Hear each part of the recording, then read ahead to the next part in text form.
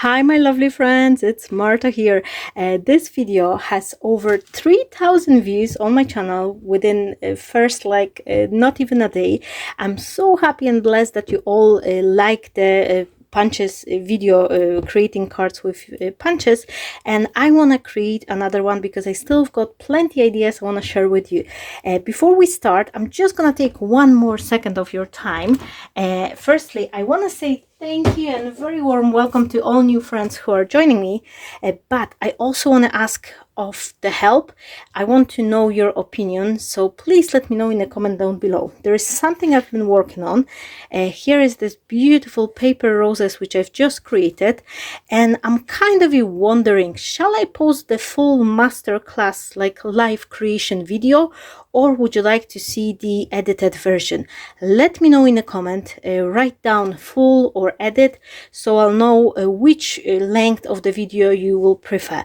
Obviously with the full-time video I'll give you way more tips, and I'm not gonna be just saying what I'm doing at the minute, but I'll share with all my other experience and extra tips.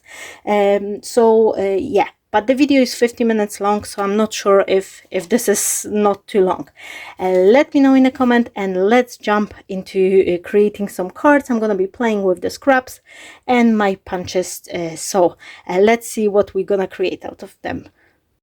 I went through my scrap piles and I selected a couple of the papers. However, for today's card, I'm gonna be using this little piece you can see here on my scoring board, and the rest of the papers I'm gonna use for my another cards which will be coming shortly.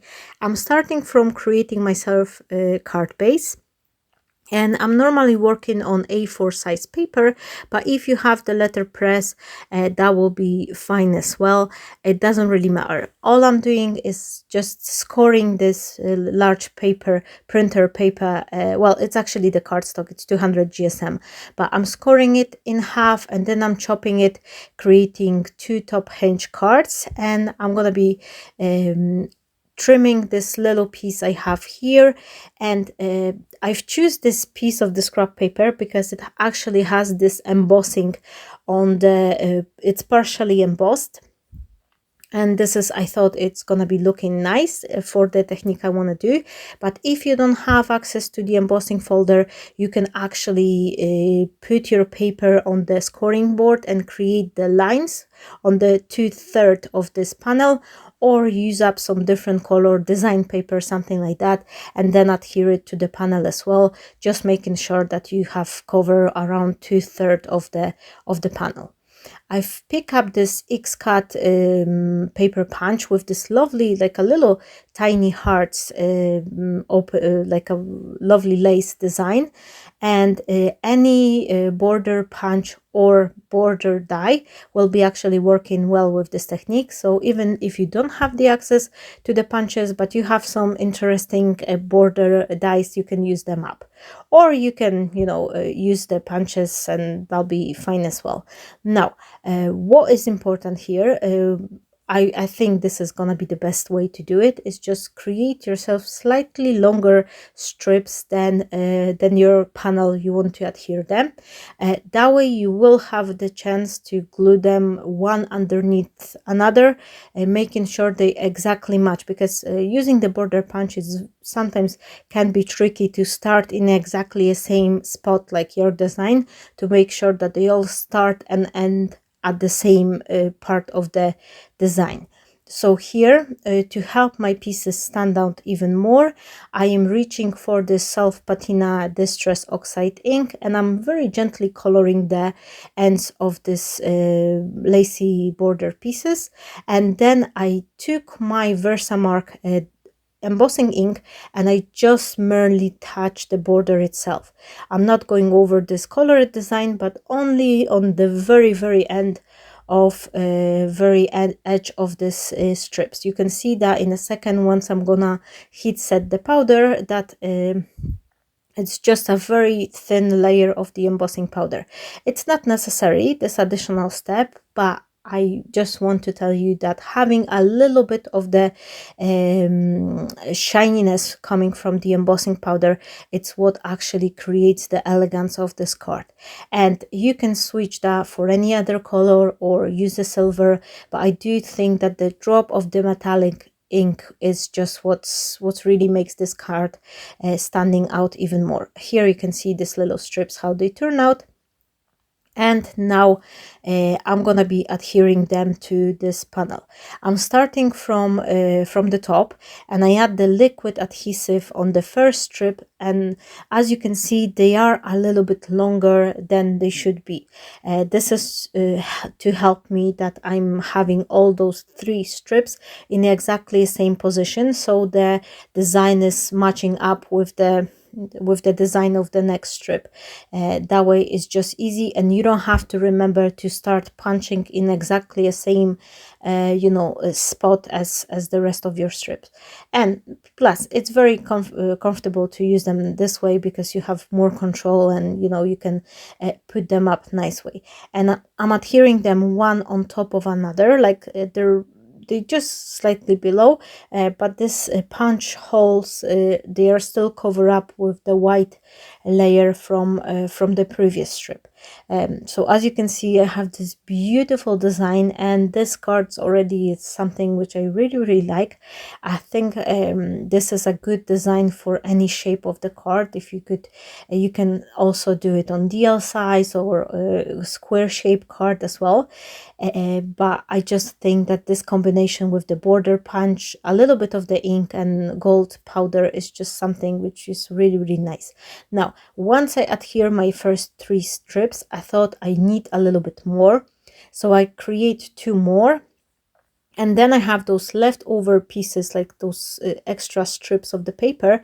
These were coming off once I was using my border punch. So I've decided to use my embossing ink on them and also cover them up with the powder. And that's gonna be something extra to put on the design. And again, I'm just creating those 2 extra strips exactly same way, and once I cover them with the embossing powder, I'm heat setting it with my heat gun. And I really like the gold embossing powder. Let me know what's your favorite one. Do you more like working with the gold or silver? I just think like the gold is my best one embossing powder to go to. Now, to create a little bit of the variation, my last strip, which I'm gonna be putting on the front, because I'm leaving the last one for the inside portion, but this one I'm gonna put upside down, so it will have this pattern oriented in different direction. And then I am trimming all 4 strips using my guillotine, so I will have this nice clean cut. You can also do that with scissors, but I do think that the guillotine will give you a way better result. Now I am adding the glue to this golden strip which I've created, and I am adhering in between the last 2 strips here, and that's kind of working as a ribbon, because I'm folding it back to the back side and adhering it on the back, and I think it's just giving me this nice almost like a ribbon look. Is just matching the color with the rest of the pieces. Once I adhere that, I am using my fingers to gently kind of erase up all those punched border pieces, and I think it's just giving it very nice dimension. This card is super flat, but thanks to erasing up those edges, it's just becoming way more dimensional than it is. Like, and it will be very good for a postage as well. Now I've also have this extra strip, and what I'm gonna do, I use this very narrow strip from the sage color paper which I had left over from trimming the card, this panel at the beginning, and I join it together with this lacy border strip. Now I'm using this gold strip as my ribbon, and I am kind of recreating the look from the front panel, because I want to bring a little bit of the outside to the inside portion of my card. And this is a very good technique. Like if you never know, if you struggle to decorate your card on the inside, repeating some of the design you have on the front panel, it's always a great way to go. Now, I was trying to find a proper sentiment for the card, and I have this very nice with love sentiment, which is from very old die from the card making magic set. And what I did here, I've cut it from the gold, and then I've cut this shadow piece from the white cardstock, and I decorated in exactly the same way as my border pieces, which means firstly I put the layer of the distress oxide ink around it, and then I'm adding a very thin layer of the gold embossing powder only on the very edge of this die cut piece. And it doesn't take much time, but I just think that all these little extra steps, it's just something which will make your card looking very unique, and that will be a really you know, nice piece of art once you finish. So it's definitely worth to go that extra step and add those extra little embossing and inking in the process. So here I am heat setting the powder. My piece is trying to escape, but I'm just trying to hold that in place. And look on that, this little teeny tiny bit of shining is what makes the card so beautiful. Now I went ahead and I also cut additional 3 layers of the sentiment, but just with a regular white cardstock. I just want my piece to be more substantial, like have a little bit more extra dimension. So for that, I really like to put the couple layer of the sentiment together. That will give them this kind of like chipboardy look. And my very favorite technique whenever I need to glue some intricate die cut pieces like sentiments or something is just to add a little bit of the glue on the back side of my hand, and that way I'm gently tapping this piece you know, from the back, and that will help me to distribute the glue evenly. And I never ever had any trouble that I'm putting too much or I'm trying to go over all these nooks and crannies with this you know, using traditional bottle of the glue or something else. I know there's lots of other things you can do. You can die cut with the sticker sheets and things like that, but these are expensive, and you know, they, especially if you're doing a lot of the crafting like me, you always go through those crafty items very, very quickly. So I'm finding using the liquid glue the most economic and affordable way for me.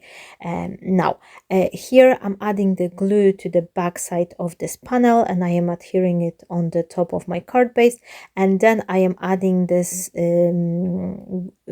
little extra piece to the inside of my card. And as you can see, because they are created in exactly the same way, they are match up really nicely, and it's just make the cards way more finished, and that would be just a plain white card on the inside. To raise up the sentiment, I am adding a little bit of the foam tape, and I like to secure my foam tape with a dash of the hot glue, just because sometimes those adhesive tapes, they tend to dry, so I want this sentiment to stay in place for good. Lastly, I'm gonna dress up my card with a couple of the pearls, and I'm also adding tiny pearl above the letter I. That way I don't have to remember to fiddle with this little die cut pieces as well. So that will be my card for today. I hope it will inspire you to create your own version playing with the border punches or border dies. And if you like my video, please don't forget to give a like, to comment and share, and of course don't forget to let me know in a comment if you would like to see the full version of the flower making workshop masterclass. That will be me for today. Stay blessed, and I am wishing you all a fabulous day. Happy crafting, and see you shortly. Bye bye.